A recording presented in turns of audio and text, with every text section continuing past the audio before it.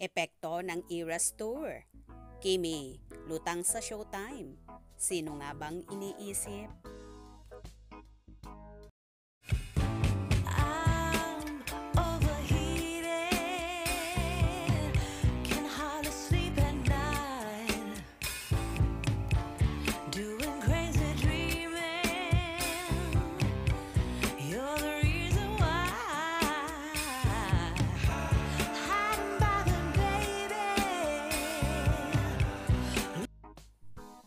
Kwelang-kwela talaga itong si Kim Chiu habang nag-host sa afternoon show na It's Showtime sa segment ng Tawag ng Tanghalan Kids.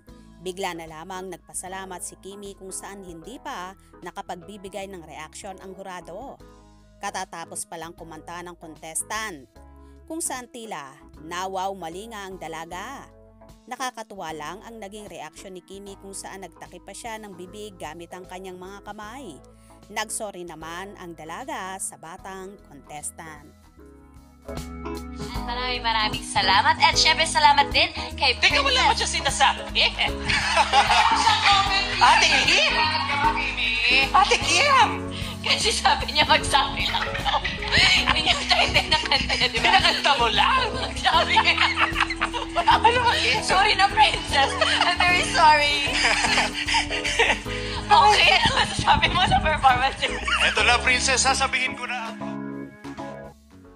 Kahit nga ang songwriter at TV host na si Ogie Alcacid ay tawang-tawa sa ginawa ng dalaga at sinabi nitong, "Teka Kimi, wala pa siyang sinasabi, wala pa siyang komento."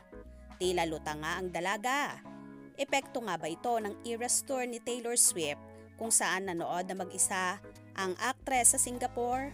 Or baka naman, may ibang iniisip si Chinita Princess kaya naman nawawala ito sa focus.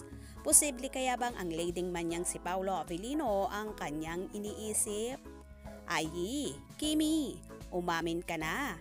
Tila na mismo agad si Vice Chairman sa pagpunta mo sa Singapore. Kaya ganyan ka, nakakalimot. Ha ha ha ha, kwela ka talaga Chinita Princess.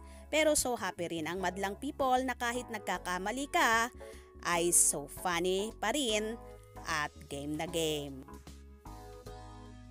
Ano naman kaya ang magiging reaction dito ng leading man ni Chinita Princess na si Paolo Avellino?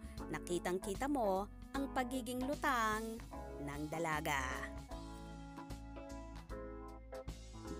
Kaya naman tumutok at wag na wag pahuhuli sa mga maiinit na kaganapan. Anong inyong magiging reaction sa bidyong ito? Comment below.